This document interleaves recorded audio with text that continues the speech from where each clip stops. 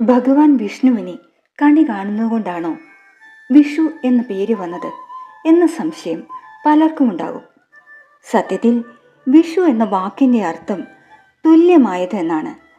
സംസ്കൃതത്തിലെ വിഷുവത് എന്ന വാക്കിൽ നിന്നാണ് വിഷു എന്ന വാക്കുണ്ടായത്. പകലും രാത്രിയും ഒരുപോലെ 12 മണിക്കൂർ വീതം വരുന്ന ദിവസമാണിത്. സൂര്യൻ മേടരാശിയിലേക്ക് കടക്കുന്ന ഈ സമയം പ്രകൃതിയിൽ എല്ലാം സമമാവുകയാണ്. ആ സമത്വത്തിൻ്റെ സന്ദേശമാണ് വിഷു.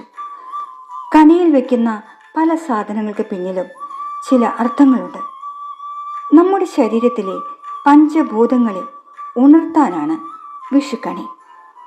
നിലവിളക്ക് അഗ്നിയായും വാൽക്കണ്ണാടി വായുവായും സങ്കല്പിക്കുന്നു.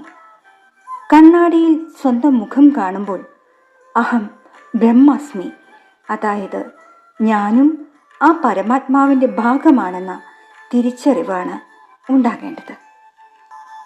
അറിവിൻ്റെ ഗ്രന്ഥം ആകാശത്തെയും മഞ്ഞ കണിവെള്ളരി ഭൂമിദേവിയെയും കിണ്ടിയിലെ തീർത്ഥം ജലത്തെയും പ്രതിനിധീകരിക്കുന്നു. ഈ 5 കാര്യങ്ങളും കണി കാണുമ്പോൾ ഈ പ്രപഞ്ചം തന്നെ നിങ്ങളിലേക്ക് നിറയുകയാണ്.